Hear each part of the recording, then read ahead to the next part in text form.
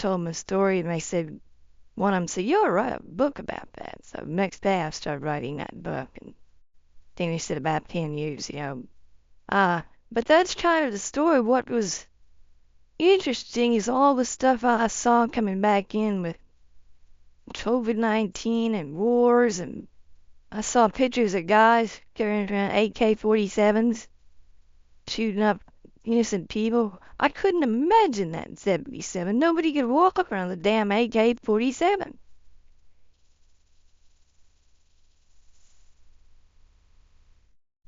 Good evening, afternoon, or morning, wherever you are. I'm here in Austin, Texas, and to my benefit, surprise, happiness, and thrill, I'm going to explain a little bit about a near-death experience I had in 1977 with my beautiful host. Yeah, I was raised with 2 older brothers and 4 younger brothers. I had 6 brothers, and we were all close in age, a lot of competition. We were raised Catholic. I was an altar boy. At a young age, I had a curiosity about God, and, if we're going to be judged by the rules, we should know the rules, right? So anyway, I got to college. I was no longer part of the Catholic Church, but I had a lot of interest in God and the universe and why things are the way they are. And in college, I started reading a lot of Edgar Cayce, Madame Blavatsky, Ruth Montgomery, a lot about psychics and after-death, afterlife experiences and so forth. I moved to Austin in 1970 after I graduated from Texas Tech electrical engineering. It was the middle of the Vietnam War. I was a war protester. I was a conscientious objector. I worked in a state school here for retarded kids. I started getting readings, and as soon as I was finished with my conscientious duty, I started traveling with a lot of different bands. In 1977, sort of out of the clear blue, I quit a band, and I started feeling strange that night. I started picking up things people were going to say before they'd say it. I kind of blew it off. I was tired. Tried to go to sleep, couldn't sleep. Woke up the next day, my roommate's walking to the room with the paper, and I saw the headlines through his eyes. It just, whoa, woke me up real quick, even though I didn't sleep. He started talking, he threw the paper down, I looked at the headlines, they were exactly what I'd seen. This premonition thing started happening. Within 24 hours, I was picking up all kinds of stuff. People walked by in the street, and I could hear their thoughts. I couldn't prove it, but I knew it was right by the look on their face. And I don't know why this is happening. We went to a bar that night, and it was too noisy where the band was. I went back to sit at the front of the place where the pool tables were. Thought about going outside to get some fresh air. And all of a sudden, I'm standing outside. And I saw people walk right through me. It shocked me. I opened my eyes. I'm still in the bar stool. The door opened. They walked through, dressed as exactly as I'd seen them a second ago. So I started being able to transport myself outside. I started picking up all kinds of things. I was freaking out my roommates. I was freaking out myself. By the second, third day, it had gotten to the point I couldn't even remember what normal life was like. I didn't know what was happening. I didn't know why. But I couldn't turn it off. And I had no choice but to kind of go along with it, And I had no choice but to either experience it, think about it. I couldn't just turn it off. So all the time I was aware of things. For example, I would look at a person 3 blocks away, and I would think, scratch your head and point upwards. And the person would scratch their head and point up. But if I made that happen, that's pretty scary. If I just got some intuition about it, that's cool. But I couldn't tell the difference. And this kept going and going. I felt these guardian angels that I called the monitors. I felt them watching, keeping an eye on me, because things got more and more intense over the next couple of days. I was doing more and more stuff that one wouldn't normally be doing or thinking about or preoccupied with. But I couldn't just go on about my life because all of a sudden this premonition thing had taken over. And feeling of guides kind of talking to me and saying things like verification, like always look for some verification. Watch the signs. Look for the light. Whoa! I was getting bombarded. After a week of this, I was terrified. I couldn't take it anymore. A lot of stuff happened in that week. I write about it in my book here, A Second in Eternity. It's all in there. It's one long, intense week. So much stuff happened. I just was manic and terrified and couldn't turn this insane premonition of everything off, aware of everything that's going on. Strangers, people's thoughts. So I was racing down Guadalupe Street here in Austin, Texas, pacing pretty fast. And I got when I was so scared, I started crying, I started praying, and people kind of backed away, looked at me, and I finally just stopped. Oh, where am I going? Where am I running? Need some help. Please, universe. All of a sudden I felt warm, real warm. It's the middle of February. And I look up, and there's this huge light above my head. And I couldn't believe it. I looked around, and none of these people who were watching me, because I was the circus, had been crying and screaming and and then all of a sudden I'm looking up at this light, and nobody else notices it. And I thought, I don't care. It's so real. It's the realest thing I've ever seen. And then I looked up again, and I saw the light coming from the palms of these 7 white-robed monitors, the same monitors I had felt talking to me. And they said, do you trust us? I'm sitting there looking at him. I said, yeah, but I don't understand, blah, blah. Shh. Do you trust us? They asked me that a couple of times. Finally, I shut up and went, yes. And within 2 seconds, I was hit by a speeding car. I was a pedestrian. I was tumbling over the car. I was outside my body. And all of a sudden, I'm expanding outward like the sign behind you in all directions. Not like an arrow, but like a balloon. And I looked down and I could see my body in Austin, and people screaming and honking and hard cars stopping. And pretty soon, it just turned into a little dot, like a little dot behind you, like a little city. And then the whole world became inside me. I could see North Pole, South Pole, and all around it at the same time. My body's on the floor, on Guadalupe Street, on the concrete, people screaming hard, but I completely forgot about it. I'm expanding, I'm seeing galaxies and planets and going inside of me, and had no awareness of myself anymore. Just sensation, beautiful sensation. It was like the most beautiful ride you could even imagine. I felt 100% safe, 100% protected, and ready to go. Where's this going? I had no idea. But I finally went through what I thought was like the edge of the universe. And it felt like there was a level of consciousness there, sort of like the horizon behind you, that when we come in, because that's how we go out at death, and that's how we come in at birth. I saw that so clear. It's not an arrow, it's a whole presence from the whole universe down to the mother at birth. And then at death we go, and I was totally unaware of myself anymore, just going through this beautiful, beautiful sensations.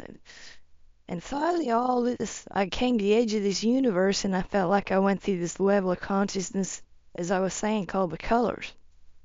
And they seem to be a level of consciousness that when beings come into the galaxy, into the universe, that they can put together through their brain and senses and so forth where they came from, why, and how. That's what the colors do. They give us the ability to use our senses to see beyond our senses. And that's embedded when we come in to be human beings. But we also come in to be human beings, and we get free will. We decide not to practice growth, expansion, belief, confidence, spirituality, moral values. we decide to practice those or not, you know. So anyway, I'm going through this infinite universe, and then I see all these universes, like all the stars behind you, and I came out of that one. And the whole sky is full of universes, and they seem to wrap up into a big tunnel of light. And it's a beautiful description, because that's actually what I felt like. I was going through a tunnel of light. And it was spinning fast, and I was not afraid at all. In fact, I didn't know it was me. It was just sensation. I came out of the tunnel of light and landed in a infinite blue void. It was everything simultaneously. It was infinite mind. Everything that's ever been created or ever will exist is within this mind, seeing itself as stars and planets and people and you and me. But that's where it all came from. And further into this infinite mind, I felt this infinite love. And that's the one thing people that have NDEs talk about. Their experiences are different, but most of them say they experience a sense of infinite love is just beyond description, and it is. Now, how infinite love manifests in the infinite creativity, unbiased, complete infinite creativity over infinite time and infinite possibility. How that happens is beyond science. For sure, we will never understand from a scientific point of view, but that's how it works.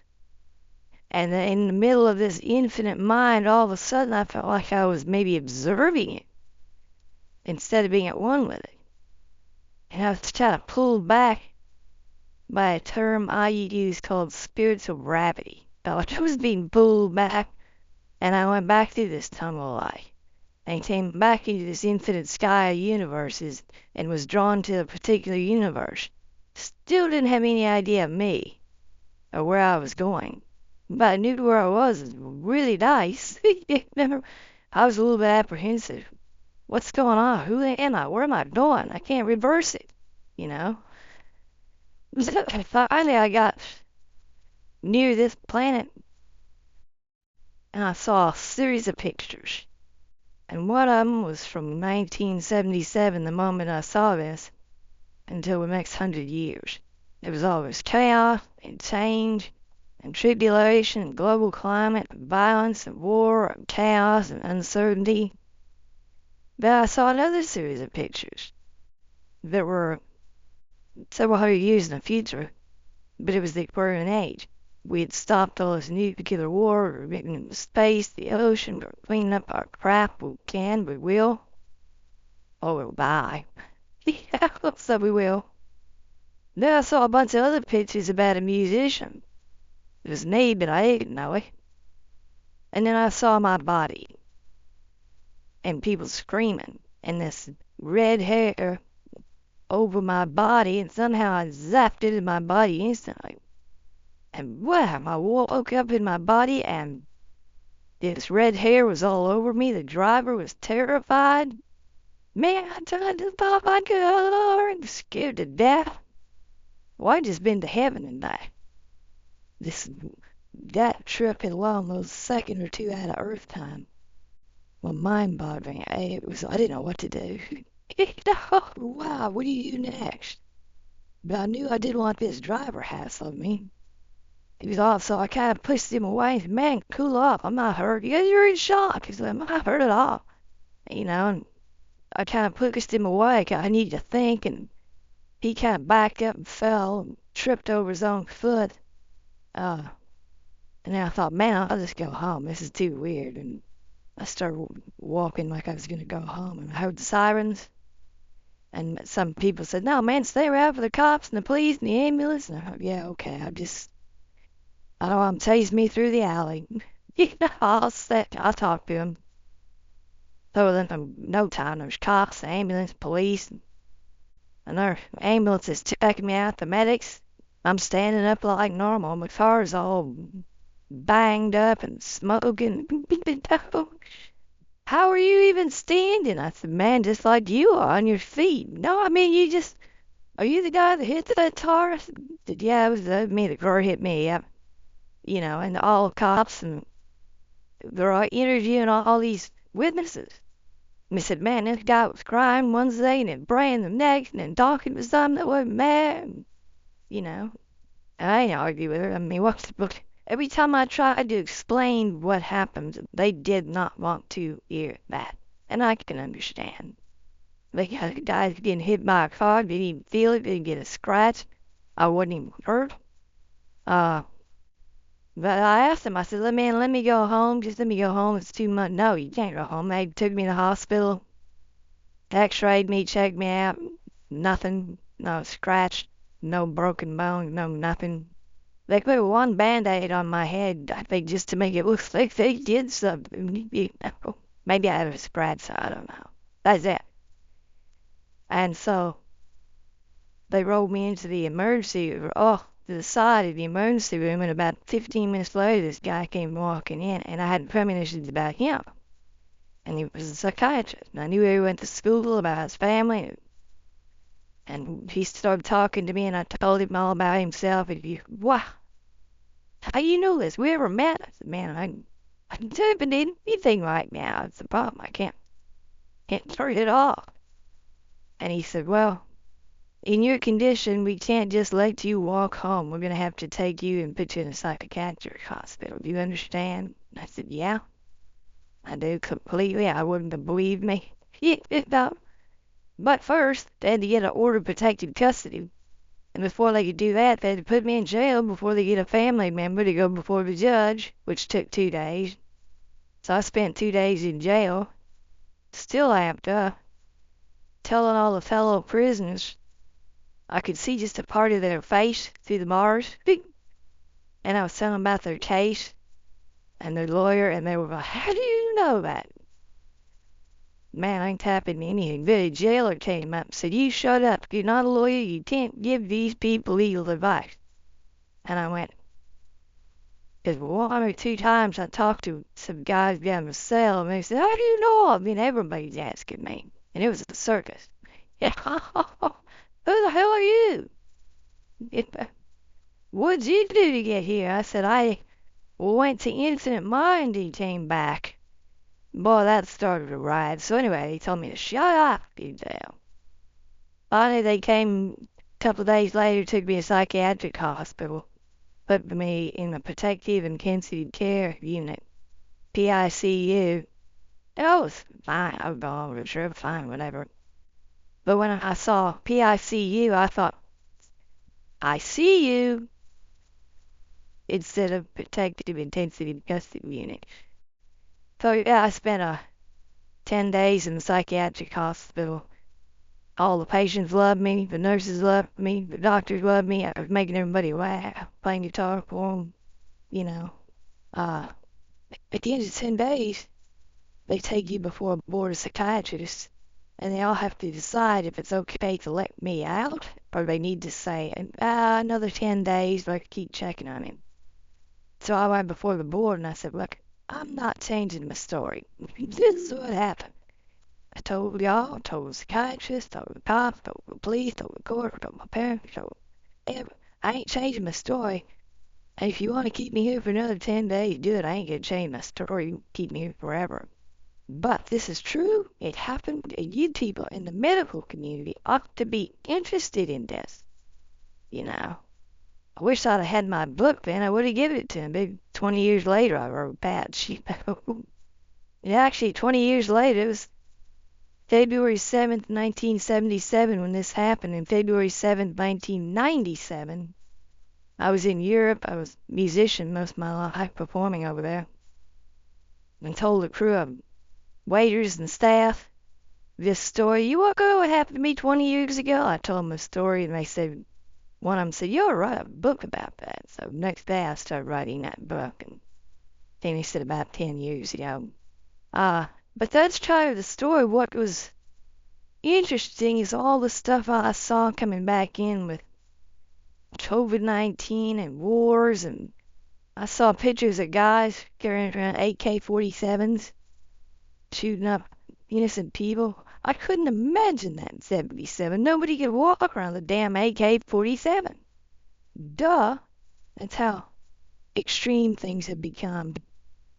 And they're becoming more extreme, not to punish humanity, but we have to see all the flaws in ourselves and in our systems to fix them.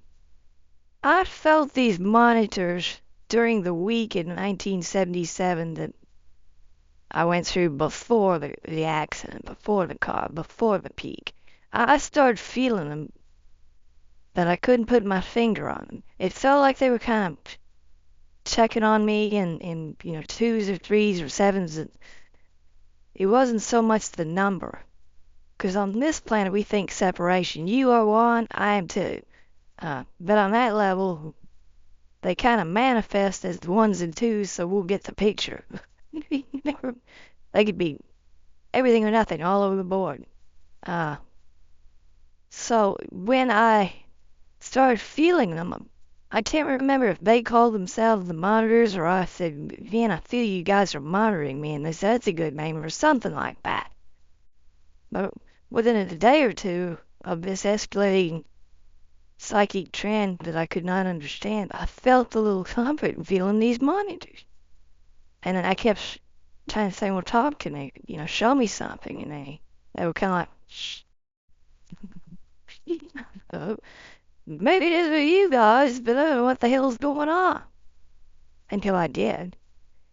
And that's why I said I'm so grateful. So yeah, they were 7 kind of white-robed, kind of angelic feeling figures. Couldn't see their faces. They were kind of like a grayish, like a TV raster, as if their faces didn't matter.